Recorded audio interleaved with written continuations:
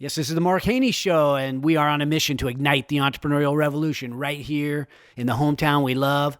And you know, some guys have all the luck, right? We've all heard that saying before. Some guys have all the luck, and other people put themselves in a position to win. Maybe we aren't lucky. Maybe it is that we have put ourselves in a position to win. And so today, my friends, I have put all of us in a position to win. We are going to be joined by Katherine Bateman. She is a marketing expert extraordinaire, and she's going to be sharing tips about marketing, but also tips about growing a business. You know, there's in the startup world, we don't have the luxury of some of these larger brands where we can throw money at the problem. We have to be very cost conscious. What we do needs to work, or we need to test out of it in a very affordable way. And Katherine will share her real world advice, right? Real world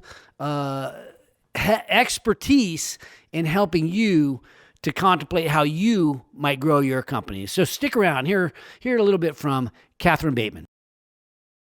And now it is my pleasure to bring on Katherine Bateman. She is a fractional CMO, and we're going to discover what that means here in a minute. But she is somebody who is helping me. She is helping our team with the Growth Factory. And I heard her speak the other day about branding and building the right marketing for your business. And she was talking to startups at the time, but she does much, much more than that. So welcome to the show, Katherine. Thank you. Thank you for having me. If you don't mind, maybe give me your a little bit of your background and your journey to becoming this marketing guru. Well, hopefully there are college-age students listening to this, because I didn't come into it thinking that I was going to be a marketer. When I was in high school, I thought I was going to be an architect. I went to UCLA, which makes no sense because they don't have an undergrad architecture program. But, you know, you're 18. Out of UCLA, had decided that I think urban planning and that type of, event, I was... Oh, this is hard. This is my first podcast, so. Well, yeah. Okay, so you're coming out of college. I was a little, and this is a bad term to use. My daughter says it, but I won't say schizophrenic. But I had left brain, right brain going on battles. So I was a design major as well as a geography. And geography meaning like why a person travels 5 minutes for a bar of soap, but an hour for a car. So central place theory, central business district, like why they grow the way they do. So a lot of like, in a way, social geography. It was social geography, but more almost like marketing. So why things grow the way they do and expand and whatnot. So out of undergrad, looked at thousands of jobs and landed at BBDO advertising, which, as fate would have it, was like the perfect blend of the business side with creative. I worked on the Pepsi account. So for 2.5 years, I was on the agency side and was going back to business school. My client was writing me a letter of recommendation, and she said, I'm not going to do this. And I was like, what the hell are you talking about? Why are you not going to do this? She's like, because I want you to come work for us. And I was like, you guys don't hire, Pepsi doesn't hire non-MBAs. Like, that's just not a thing for, a corporate job. And she said, but I've got it cleared. Roger Enrico at the time was like, Yum, what spun off as Yum, he was the CEO. And she said, he's even blessed it. It's fine. So I go to work for Pepsi for a couple of years, which was amazing. Went back to business school. Out of business school, did CPG, with Clorox. Paid my dues there, which is invaluable as a marketer. Then went to Intel. From Intel, went to Macy's.com when they were bringing the brand. So I have had gigantic brands and the most bureaucratic and, kind of lack of being able to move fast. And then I've also now done 20 years, I guess, of startups. Right. And within that, kind of like Memorial Sloan Kettering and some bigger brands like Two Men and a Truck. So different, like when brands need a repositioning or something like that, bigger brands. But I love getting involved with startups. And that's where I think it came to be this fractional CMO kind of position, because so many startups, you'd never think about a startup. And sorry if I'm talking too long. No, you're doing great. A startup would never think about, and a VC would never think about giving money to an entrepreneur that didn't have a CFO or like a fractional CFO or any kind of governance is there. They would never, if you didn't have your tech, like if you're building a product, right? Your tech team would come first, or your team that's building the product. But the marketing piece, they always thought of as an afterthought, right? It's always like, well, that's just the advertising. Well, that's one P, right? Marketing, like a marketing major is a BS. It's a bachelor's of science for a reason, because it's 4 Ps. It's pricing, it's product. So it means, tech. If it's, if it's being built out of technology, then it's still product. So you should still have a marketer involved with that discussion from the get-go.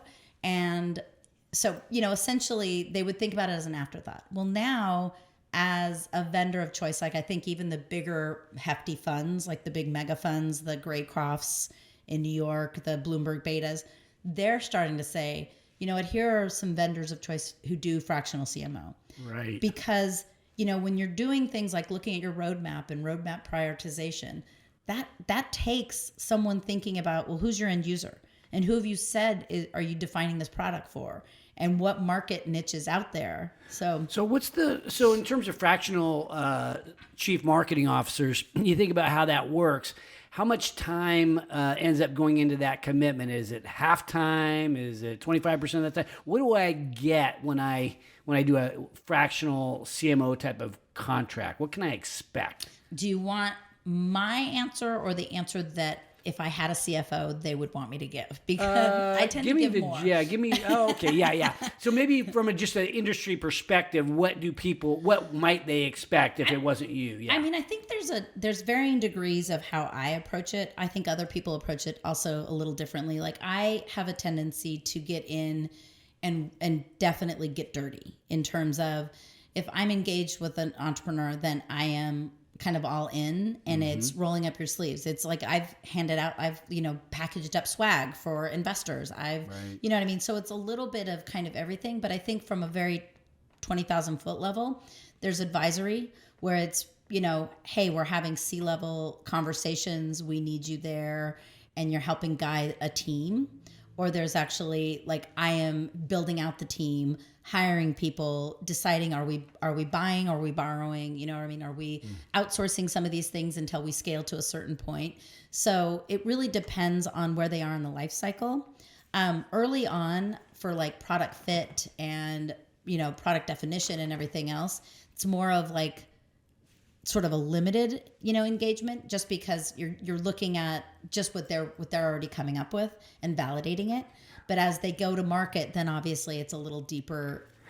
One of the things I see with many creative type CEOs, and they're thinking about marketing, they try to do some of the branding and marketing stuff themselves.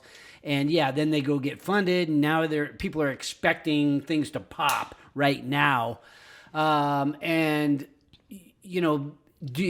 When to hire an agency, when to hire a fractional CMO, or when to go start building out the team yourself with taking a risk and just paying, somebody a couple $100,000 a year to be your chief marketing officer. Yeah. It's like, which direction do you begin with? I mean, it's an interesting question. If you were just advising somebody on that kind of thing, it's like, when is it time to go fractional? When is it time to go, no, get yourself a full-time person in the business? Yeah. And when is it time to maybe just use a marketing agency?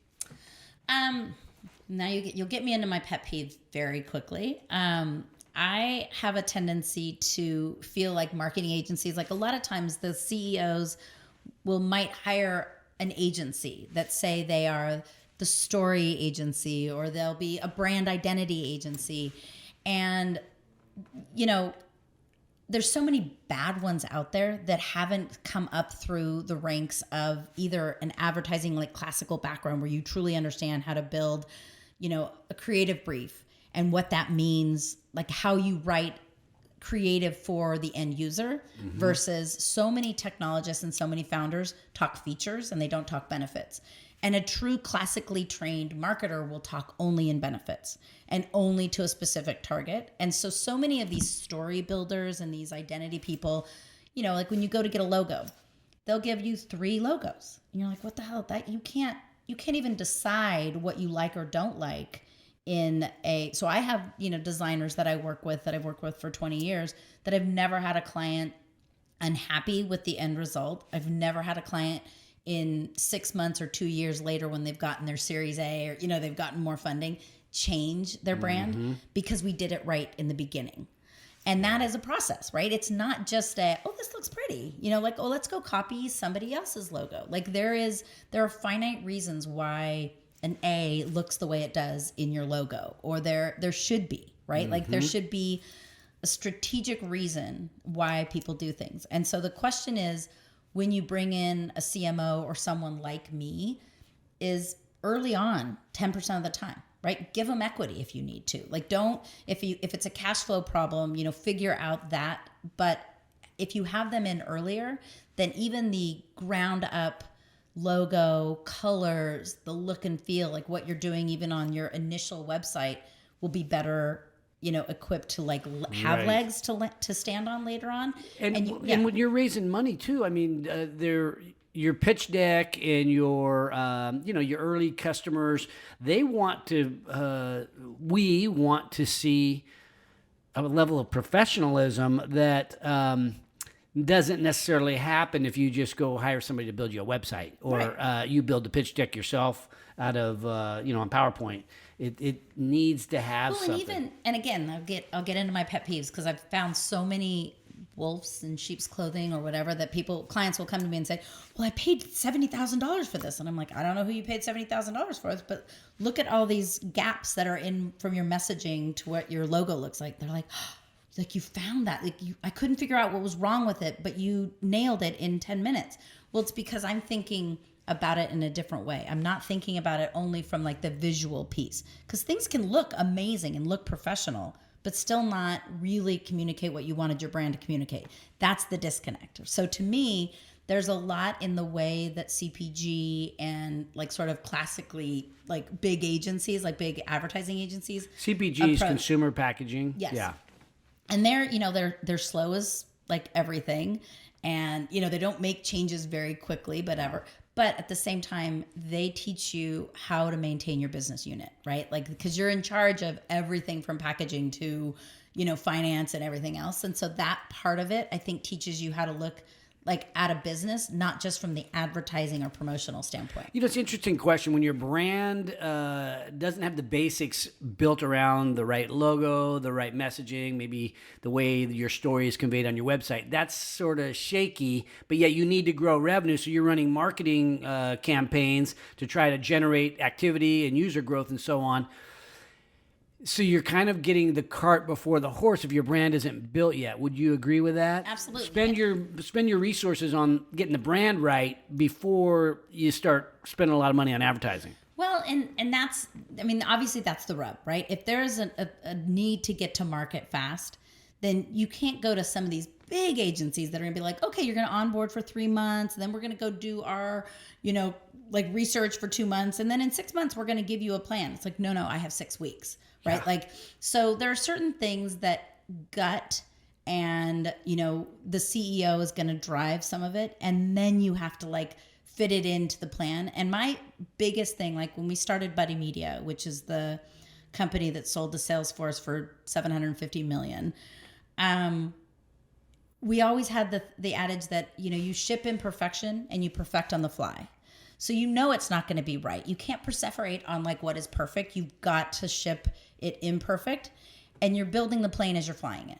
So those things have to be true, right? You can't have, I've worked with a lot of people who I value their opinion from a strategic marketing standpoint, and I think they're brilliant minds, but they cannot step into a startup. They cannot step into that role of, I don't have 6 months to do a location scout for this spot, this commercial.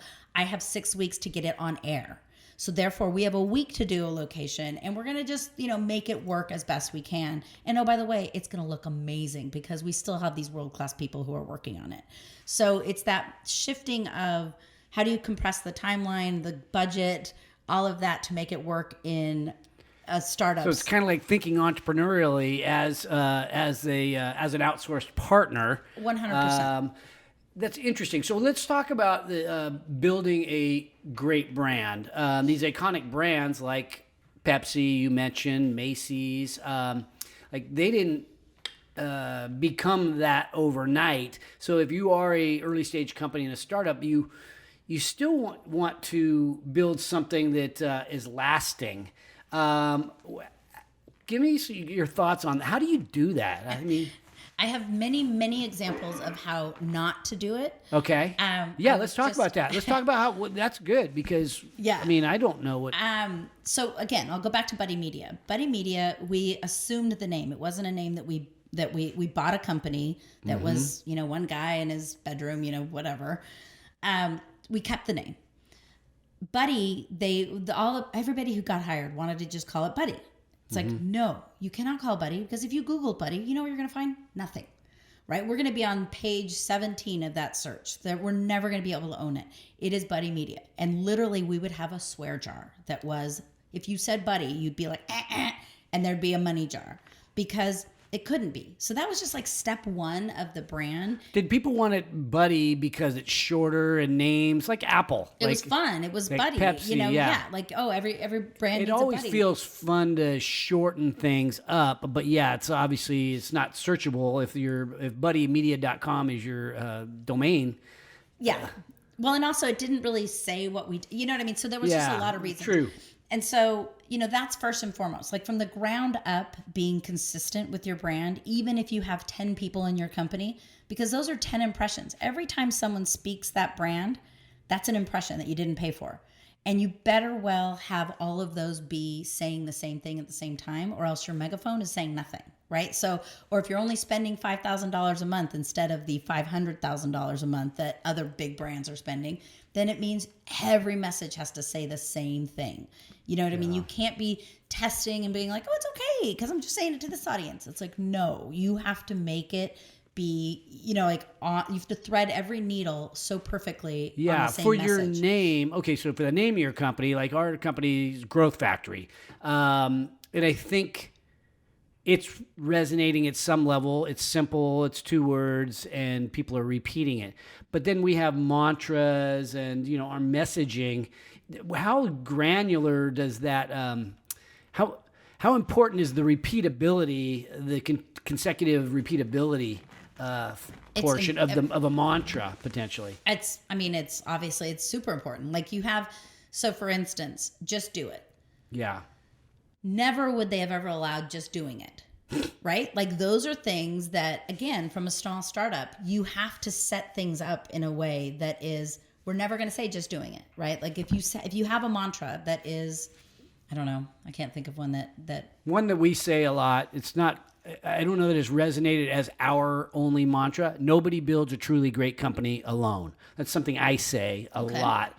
A little long, but it's a quote that our team is using repeatedly. So you'd want, because you're not spending $30,000 on getting that everywhere, you're not building outdoor boards in Times Square and you're not doing all that stuff, then you want to make sure everybody says it the same way. Okay. So that's the thing. It's like, but it's not that good. So shorten it up, Haney. Well, I mean, I think you could get it to like something else. Like if you had a copywriter look at that, they'd probably come up with that same sentiment, but it would be something that would be more ownable and shorter. Yes. Right. And that's that, like, okay, so how much do we want to invest in that? Like, are you a consumer brand? Are you like, what's the importance of having that? It probably is important. Well, okay. So I'm going to dive into this a little bit. Okay. So in terms of that, short and sweet is better than long because it's going to be like, just do it, 3 words. Does it get better than that? Or is that something we should try to almost emulate?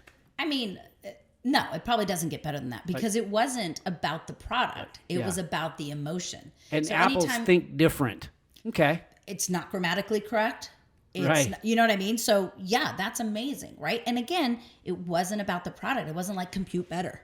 Right. It wasn't some technology going, I want it to be like about the tech. No, it's not about the feature. It was about the emotional connection. If you can get a brand to tie you to an emotion and get you invested in that brand because of the emotion that it's evoking, that's pay dirt. Like that is and I don't care if it's Salesforce, right? Like if you can say to a CEO that if you hire Salesforce or you use Salesforce, you're going to know everything, and it's going to give you peace of mind and it's going to let you sleep. That's better than saying, here are all the features, right? You can do, pipeline analysis, or, that's more important, because then you're tying something intrinsically to them that they're going to relate to on another plane, which is more important.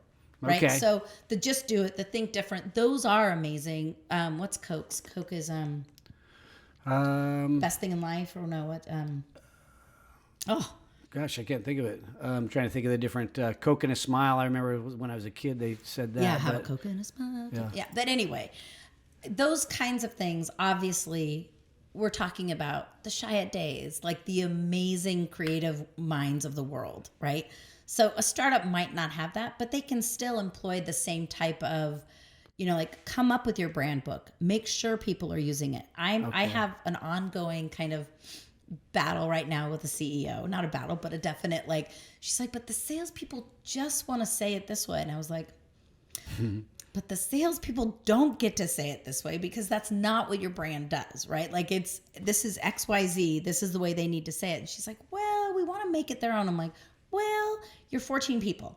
Yeah. So you're going to have 14 different brands out there in the marketplace, because 14 different people are talking about it in different ways. So you spend some time on the front side. It's you, potentially the CEO, or the CEO, you, maybe a small management team, and you come up with all this creative stuff, right? There's this, and that's a process. And It's like, you're taking me away from running my business for this, for these meetings, and I can picture Post-it notes and things like that happening. Yep. And then you come back and give them some stuff, and it's back and forth, and you finally come up with, you called it a book? Either, people call it a brand book. People call it, like, it's really truly your communications platform. Okay. So it's everything from your personality of your brand, your colors, your messaging, like your key messages. So not all of them, right? Like, obviously you're going to come up with your unique selling proposition, your USP. That is key, right? That is the thing that you do well and your consumers want. Give me an example of that. So, yeah. Unique selling proposition. I wish I had my deck. So I'm trying to think of one that is, like, on the top of my head. That is the thing that is defendable about what you do versus what your competition does. Okay. But more importantly, if you do it better than your competition, but your consumer doesn't want it, then it's not a USP, right? Like, so it's got to be something that is defendable. Like, for instance, a brand that I'm working with is, the tech isn't that different than 20 competitors that are out there. Her unique selling proposition is, in fact, that she's an instructor, and she built the platform. She's a fitness instructor, and she built the platform with her lens. So that is a very different way than the rest of the platforms that are out there that were all built by technologists who were just like, I see a space, I see an application for something I've already built, and putting it in the fitness world for studios and whatnot. So her thing is, the unique selling proposition is her customer service, which is like white glove, and that it was built, it's for instructors by instructors. So all of their salespeople are all instructors. So it might not be something tangible, right, that is patent worthy or anything like that, but it is something that is important to the consumer and that is defendable, right, that they can stand on. So like for us, we're the growth factory, startup accelerator with accompanying venture fund and a backyard advantage. And that backyard advantage really is the difference. We've rallied the leaders of Sacramento around the most promising startups. Exactly. And that, we feel like, I didn't know the term for it, but that's kind of our differentiation. USP. Because it's like there's accelerators, there's funds, but there aren't those two combined with the leaders of Sacramento behind you. Exactly. Okay. Well, and that's something that if you've already locked them up, then it's defendable. Yeah. Right? Like, they're invested in you. You're in, like, you're. Well, that's an interesting question. So, when you're in the process of locking them up, it is the goal to lock them up, and we are making great traction. As you know, we're doing well. But there was a time when it was the beginning, right? And we were still using it. That was more conceptual. Right. So that's an interesting, it was more aspirational and conceptual. You still need to use it, right? I say that there's a thing called a red line, right? So it's part of what this brand foundation does is provide you with what's that path from where you are today to where you want to be, your aspirational. And so sometimes some of that USP might be a little bit of vapor, particularly with like a technology, like a software or something like that, because some of what you're building is still not being built. Like, it's we on bring the good roadmap. things to life. I'm GE, but look, I have a beta, or I have a minimum viable product. We don't have users yet. Exactly. Or got my mom using it. That's it. Exactly. So it's still building that foundation on that thing that then you can guide back to. So for instance, with Buddy Media, we said where every big brand needs their Sherpa, their person who's going to help them guide, navigate social media. Because 2008, we knew it was going to be big, but they couldn't figure out how to do anything within Facebook and MySpace and everything else to actually engage their consumers where their consumers were with their brands. So that became sort of the unique selling proposition, is that we were the ones who were going to guide them, right? Because we knew all. Buddy Media. That's Buddy what you Media, guys did. That's what we did. And for the first 3 years, honestly, we were a consultancy.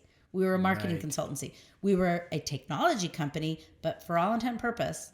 But the way we positioned everything became proprietary and looked like it was an automation. And then we built the SaaS that was the platform that then, was around. And you start up, you got to pay the bills doing consultancy type work, and then you build and something things that makes it weren't worth automated, 700. right? Yeah. But they were in appearance, you know what I mean? So it was like, so that is a little bit of, I hate to say vapor and spin, because those are like really Truth in negative. advance type thing. Yeah, it's like, okay, we've got to own it while you're building it. And you've got to, take that step to own that category or to create that category. Because sometimes also utopia is building a category, right? Like there might not be a category for an incubator that's in a backyard, right? Like there's a ton of incubators out there and there are a ton of like accelerators, but you're saying, no, we want a homegrown. It's like farm to fork, right? We want like that kind of aspect of building entrepreneurs and keeping them in this area and everything else that is unique.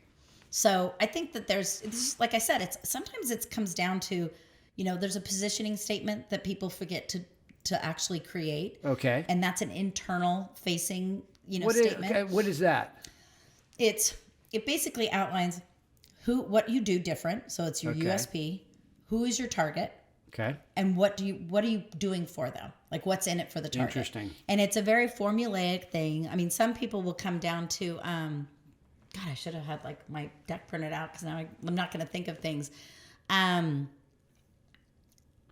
trying to think of like a famous one, but they're not external. Like you'd never know what a company's positioning statement is. I mean, a lot of entrepreneurs will put them out there and be like, oh, it's our tagline. It's like, no, it's not your tagline. It's an internal guidepost that if you start to create something else, you look back and you say, wait, is that what our positioning statement is about? Because there's so much, I call it, kind of founder creep or developer creep where, shit, I was in a pitch and somebody said that this other competitor had this feature. We've got to start building that. And that where it comes down to with the CMO and your sales team and everyone having the same level of voice in that decision, which is prioritization of the roadmap, because maybe a feature that someone heard or the founder thought, oh, this would be great to add, has no relevance with your existing target audience.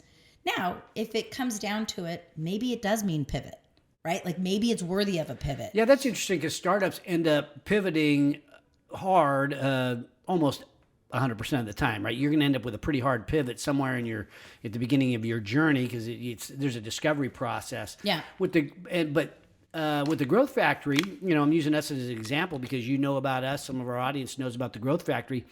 We have multiple people that we're trying to address, right? We have founders. We want them to come to us. We have investors. We'd like them to come to us. We have corporate partners. Would love them to come to us. We have mentors. Would love them to come to us. So, who is our target audience? It's kind of an interesting thing when you have multiple target audiences. And I could see that in other kind of companies that's okay too. because those are just segments. Okay. Right? So that's where, so you're overarching your umbrella, right? Your foundation. That shouldn't be different for any of them. Okay. Right? Like that's still, what is your unique selling proposition to me? It's the same as it would be to an LP, right? So those are all very, like they shouldn't diametrically oppose each other in any way. However, what you tell me are pieces of the messaging that are different, right? That's where, it's just like Coke. Coke is going to talk to a Hispanic person in Mexico very different than they're going to talk to, a college prep student. You know what I mean? They're going to have different, spots. They're going to have different messaging and everything else. But the overarching brand is not going to be different. Right. It's not going to suddenly start using pink because they're in, some other situation or they're talking to a feminine audience. You know what I mean? Unless it's a major campaign effort. So that's where you still shouldn't have that rub, right? It still should be, you're just dialing up different kind of features of the product or different benefits of the product. But overarching, it should still be the same thing. Okay. So you got your brand. Let's assume you've somehow scraped up the money to build the brand story and come up with your statements and all this stuff, your book and the I guess the essentials for of a foundation of that you can market off of. Right. Do all of that before you begin attacking, or try. You got to attack a little bit, but and maybe it's a little parallel pathing. Okay. Right. Like if there's a sense of urgency to get in the market, then you need to get in the market. Yeah. And you need to be able to have a nimble enough player to, sort of condense that time period. And a lot of it is, gut. Right. There is definitely a lot of, and it depends on who you hire. Like I said, I have gone to people, and I hate to say smaller markets, it's harder, like a Sacramento, where I love the people who have been transplants and they've had different, sort of feelings, because a logo isn't just a simple little thing, or an identity package isn't just okay, this is fun, let's give them 3 and then, we're done and we burn and churn. I think part of that, I don't know where I was going with this thought. I think part of condensing it with the right player is they'll know where they can cut corners and they know where they can backtrack and shore something up, right? Like you might go out with a logo that then's like right now, I have a client who had to change their name, and I've had it twice now where it's a $50,000 hit and a major pivot because they didn't do a trademark search, which you think that's number one. But so many young entrepreneurs, and I hate to say millennial by any way, but sometimes millennial, they'll be like, it's okay, I got the URL. Your URL means nothing. Like if you can find a URL, it doesn't mean that you're not going to be unencumbered in your, where you're actually trying to have your landscape or your mark. And so we had to change the logo, and we, had 3 weeks to do it because we were already, in beta. Wow. Having to change the name. You got to change the name of a company, yeah. Yeah. And change the logo. And you know what I mean? And try and retrofit it into a color palette maybe that you didn't want to, even though, you know what I mean? Like none of these things work. And we know going into it that probably once they get Series A, they're going to do a tweak. Yeah. Like we know it going into it. Like we did the best, you did 80% of perfect, and you just have to ship it because it needs to get in the market. But we had to change the name. And it was funny because when I first started working with them, they had a name that was Grapevine. And that's so crowded. You couldn't even think to own it. So I was like, initially you need to say Grapevine AI. There's no, because it's a CRM tool that, is powered by artificial intelligence, blah, blah, blah. And they're like, it's such a mouthful. I'm like, I don't care. The only way you're going to own this is to be able to say Grapevine AI. So then it became the joke that whenever KB was on the phone or whatever, it was if it didn't say Grapevine AI, it became a problem. But then it was, should we just change the name? I was like, yes.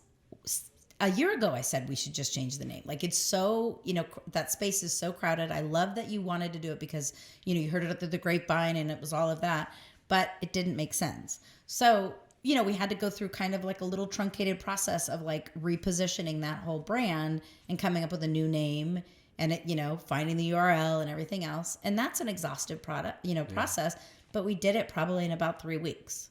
So it wasn't it's not doable. You can still follow the same sort of process. It just means sometimes you got to cut corners. It's beer budget, champagne taste. Yeah. Does a fractional CMO typically, you help with the branding and stuff, but is the typical fractional CMO running marketing campaigns and helping decide whether they're working or not? Yeah, absolutely. Okay. Oh, yeah. Like, I mean, again, that comes down to the engagement, right? If somebody has a team, say with a Memorial Sloan Kettering, when I stepped in for sort of 4 or 5 years there, they had a team of kids. I mean, people running that organization, like in terms of what they were doing. But I came in and sort of was like okay, why are we doing this? Like, let's think strategically. Okay. But then it's the evaluation. So absolutely. It just really depends on like sort of what their staff is. On a fractional CMO, okay, do you come in? Are you the boss? Are you, do they feel when you walk in or when a fractional CMO walks in, because they probably don't have a CMO, right? So that's why they went with a fractional. They have somebody in charge of, running social media ads or something. And then a fractional CMO comes in. Do they feel like they're reporting to you at some level, or you don't have hiring and firing sort of authority? I mean, again, it depends on the organization. Okay. In some cases, absolutely. Like in the best case, I would help them hire. I would hire me out of the role. Like, okay. I don't want to go full time with a lot of companies, right? Like I like my flexibility. Now that said, I'm on a lot of pitch decks as their CMO if they got funding. You know what I mean? So it's like a little bit of a, give them some gravitas or credibility or whatever. And also like, okay, so you do have some adults, right? Because there's some young kids that are out there, and you need to have some of those people who have had like a little bit more tenure and, doing things. And so maybe I would go full time. Like if it was the right opportunity and it was, a really interesting sort of, space and everything else, then maybe I would do full time. But ideally, there's enough ownership that yes, I am helping to hire. I am hiring agencies, or I'm bringing people in-house. Like, so you're making the determination of, is it time to like now buy it and have it in-house, or are we still renting and it still makes sense to, have it outsourced? So when is that? When do you typically see that is, when do you transition? So a small round of funding, let's say somebody raises a couple $1 million, you're not ready to go pay $200,000 a year for one marketing person, probably. No. But let's say they raise $10 million. It's like, well, I don't know. Is there a time? Again, there's no textbook. I don't think I'd ever be able to give you a textbook answer of like, at 10 million, you should hire. I think at that level, if you've gotten that kind of funding, ideally you've already got some MRR, you've already got some revenue, you're maybe just not profitable. So now you're looking to scale. Does it determine what kind of business it is? Because some of these companies are like, look, we have to build a marketing machine. We're like 40% of our employees are in the marketing department because we're direct to consumer sort of stuff. And we market like crazy, big expense. And then others maybe are in B2B where it's a little more face-to-face sales or something like that, relationship building, and maybe you don't need as many people in your marketing department. Well, I think that comes down, that's it exactly, right? Like I would say a lot of times with that bigger round of funding, the Series A, the 10 to 15 million or whatever, that's where you're like, okay, what's your marketing tech stack? Like now let's not cut corners in those areas, right? Because the HubSpots and all those things, get you in that first year of, oh, we're going to let you in on the scholarship. And then all of a sudden you're paying $3,000 a month.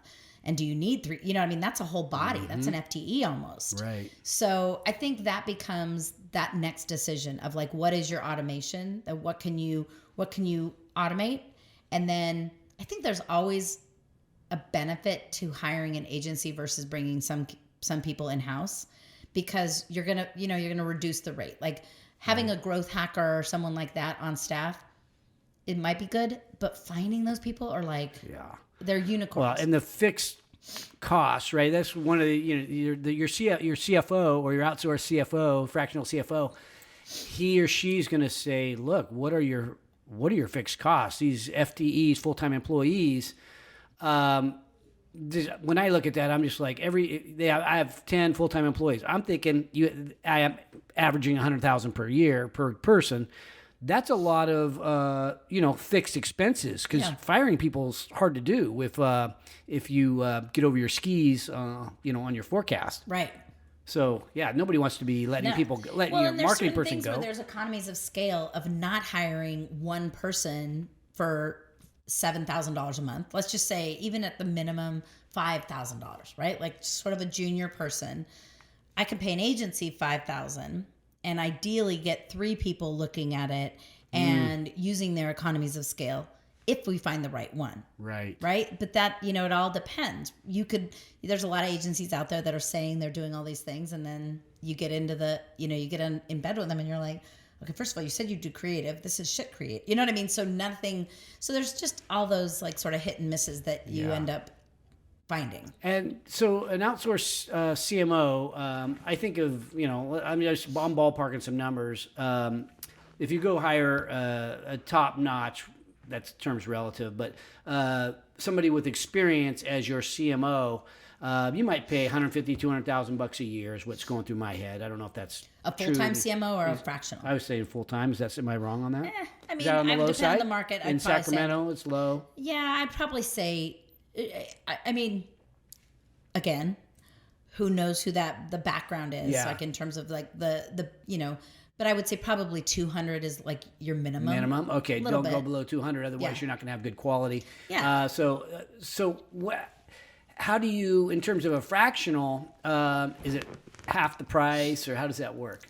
I mean, sometimes it's even less than half the price. Okay. Right? Like it just depends. Like I don't do an engagement for less than, like I tend to not want to do hourly. I know a lot of people that I come encountered with that are like, oh, I do a day rate and it's $2,000 a day, and they hire me to come in and do a workshop.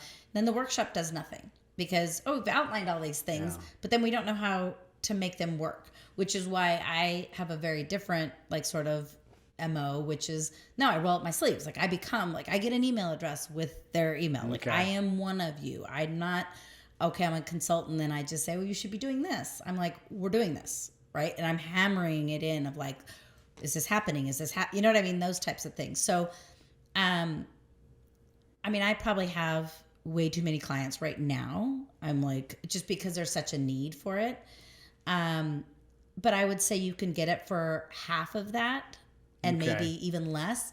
But again, you have to make sure, like I know a lot of people who are coming, that my contemporaries that I started with that have like worked in big brands for, the last 20 years instead of doing what I've done. And they come out and they're getting great like retainers, but they truly don't do anything, right? Because they've been in big organizations where, you need to get a guerrilla marketing effort off the ground. Okay, so what department do I like? I'm going to go hire this agency. It's like, no, you can't hire that agency because that's going to be $10,000. Like we have $4,000 for this. Or, okay, I'm going to go pay this big, branding firm to do my tchotchke. It's like, no, we're doing that on our own. Like, so those are those things that I think a lot of the CMOs who startups might hire don't get how to make things happen, right? To get shit done. Yeah. And I think that's where, you kind of have to ask, like when you're interviewing that person or you're trying to figure out, because you might be able to get a director without it being like a fractional CMO. Like maybe you don't need that much of a caliber of person. You just need someone who's going to look at it more from a classical standpoint and say, okay, so what is our difference? Okay, here are our benefits. Like make sure that the website doesn't talk in features. Like that's the biggest folly. So many companies that start out with like, here are all our features of our product. It's like, but that doesn't mean anything to a consumer, right? They want to know how is it going to affect them. They want to have the features. Like you have to have that, right? You still have to have like, okay, what does our product include? But the lead is the benefit. Yeah. And a true marketer is going to understand that. And that's where I get into like my pet peeve, and like I could go on all day about, when I was at Intel, my final parting like come to Jesus was we were launching Celeron with Pentium 2. So I don't know if you remember, but they had like every 2 years, they'd roll the rev on the processor speed and everything else. And they suddenly started realizing that people didn't need the processing speed because it just like the development in the developing community hasn't caught up with the speed that was even needed. So, but their expense was so high that they were like, okay, we're going to dumb it down and have Celeron. So they launched them together. So Wall Street Journal, print ad, Pentium with Celeron. Like, so basically here's this great new chipset. It's amazing. And oh, by the way, if you can't afford that, here's this Celeron, shitty one. So it'd be like the Dodge Viper and the Dodge Neon having a spot together. No, the Dodge Viper has a very different consumer base, Right. very different, target audience than the Viper. So that's where, again, they might have been master marketers, but they really weren't, right? Because they didn't understand the very basic, fundamental, yeah. Well, okay, so let's maybe give some basic advice. This last question, I'd like to just maybe share to our audience, the entrepreneur, the person who's a startup potentially, or maybe a business owner, maybe just like some closing thoughts, words of wisdom as they approach their marketing effort and to grow their business.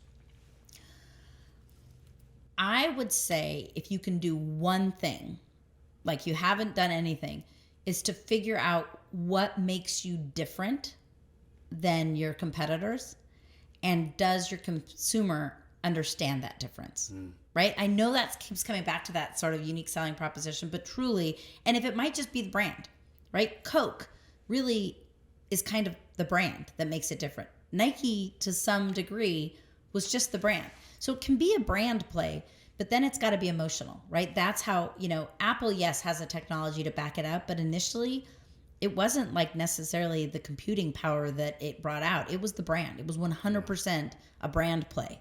And so much of what's out there now is a brand play that's why a CMO is even more critical, right? There's so much, there isn't like green space out there as much, right? Like the land of, kind of get rich quick and coming into a category and creating a category is harder. We're slicing and dicing things.